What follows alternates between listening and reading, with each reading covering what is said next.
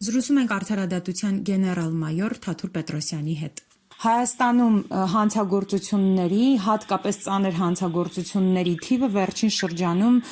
աճել է։ Կխնդրեմ ասեք, թե սա ինչով կարող է պայմանավորված լինել եւ արդյոք այստեղ պետության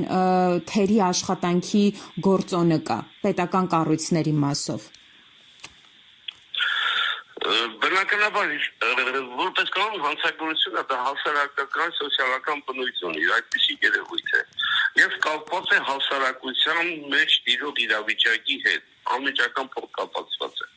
Այդ տարբերակով Հայաստանում այսօրվա մտնոլորտը այնպիսին է բարեհոգեբանական, փոխադարձաբերության, անպատժելիության առումով, որ հանցագործությունների աճը գնալով ավելանում է, առավելևս ծանր հանցագործությունների։ Մենք տեսում ենք բազմիցս ինչպիսի դեպքեր են տեղի ունենում սպանություններ, 2 օր առաջ 16-ամյա երիտասարդ էին սպանել, դրանից առաջ կրակոցներ քաղաքում, շաբաթ չկա, որ կրակոցներ չլինեն եւ դրանք բոլորը կապված են գործնականում ավելի շատ պետական կառույցների անգործության հետ։ Անգործության, կարելի ասել անճարակության, փորձառու աշխատակիցները շատ դեպքերում դուրս եկան եւ հիմա գործնականում այդ փորձառուները չկան, որ կարողանան կանխարգելման աշխատանքներ կատարել։ Այլ հանցագործության համար ոչ միայն կարևոր է որ հետևից գնալ ու բացահայտել, շատ մեծ նշանակություն ունի կանխարգելիչ պրոֆիլակտիկ process-ը, որ այսօր գրեթե Հայաստանում տեղի չի ունենում։ Ինչու այդ աշխատանքները համապատասխան չեն արվում, պարոն Պետրոսյան, որովհետև ցանկություն չկա, թե ուղղակի այդ ձեր նշած կադրերի բացակայության խնդիրն է միայն։ Գիտեք, որ ասեմ ցանկություն չկա, դա ճշմարիտ չենք լինի, ցանկություն գործնականում կա, այստեղ ավելի շատ ուժերի ոչ ճիշտ տեղաբաշխումն է, պրոֆեսիոնալիզմի բացակայությունը, թիրախավորված գործողությունների բացակայությունը։ Հասկանում եք, հանցավոր աշխարհը իր կարգ ու կանոններն ունի։ Ոստիկանությունը որպես պրոֆեսիոնալ հանցավորության դեմ պայքարի մարմին, այսօր գործնականում շատ է հեռացել իր, այնպես ասած, կանխարգելիչ գործողություններից։ Ժամանակին, եթե հանցագործություն էր տեղի ունենում, մի հատ հնչող հանցագործություն, տարածքի ոստիկանապետով, ոստիկանության վարչության բաժնի պետերով, ընդհանուր կենտրոնական ապարոտով անձիկ պատժի են ենթարկում, որ ժամանակին չեն կնքել։ Բա հիմա ինչ են անում ոստիկանական ծառայությունների հիմա ավելի շատ տեսեք ուժերի տեղաբաշխող տեսանկյունով։ Եթե օբյեկտիվ լինենք, ոչ թե որպես ընդդիմադիր հայացնելու ունեցող անձ եմ ասում։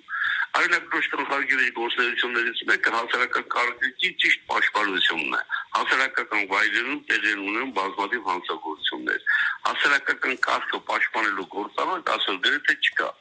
Ավելի շատ ուղղված է իրենց ուժերի ուղղում են ընդդիմադիր հայացնել ունեցող հավաքներին, քաղաքացիներին, նրանց նկատմամբ բռնաճնշումներ իրագործելու։ Նույնը առավելապես օպերատիվ ծառայությունները։ Օպերատիվ ծառայությունները բավականին փոխսարու աշխատակիցներ պետք է լինեն, որոնք կարողանան հենց հանցագործությունները կանխել կամ բացահայտել։ Բայց նույն օպերատիվ ծառայությունների ուժերը, մեր ամբողջ ներուժը ուղղված է դարձ անտիմատիվ հայացքներ ունեցող անձանց վրա։ Ավելին ես կասեի, օրինակ կա օպերատիվ առանձին գործունեություն, որը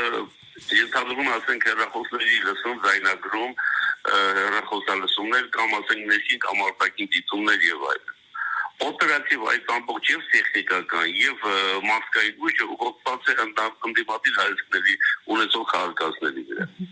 Այստեղ արդեն հանցավոր աշխարհը իրեն անպատժելի է զգում։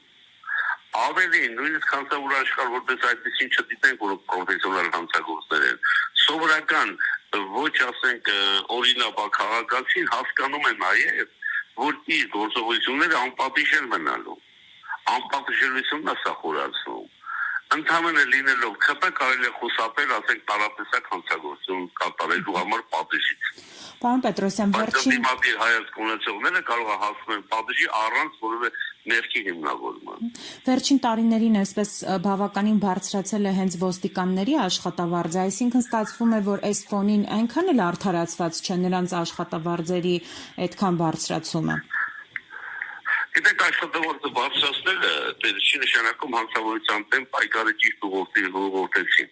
Նախ մասնագիտական լիարժեք կրթություն չեն տալի։ Տեսեք, կառավարության ղեկավար կոչվածը, որոնք 7 տարի միտասարանում մնացին, իրենց անգետ ու տկարամիտ են համարում, որոշեցին, որ եթե ուսուցիչը գնում է պարենք է դառնում, դա հպարտանալու բան է։ Որ պարենքը կարող է ընդամենը 8-ամյա տղամ 10-ամյա կրթություն ունենա։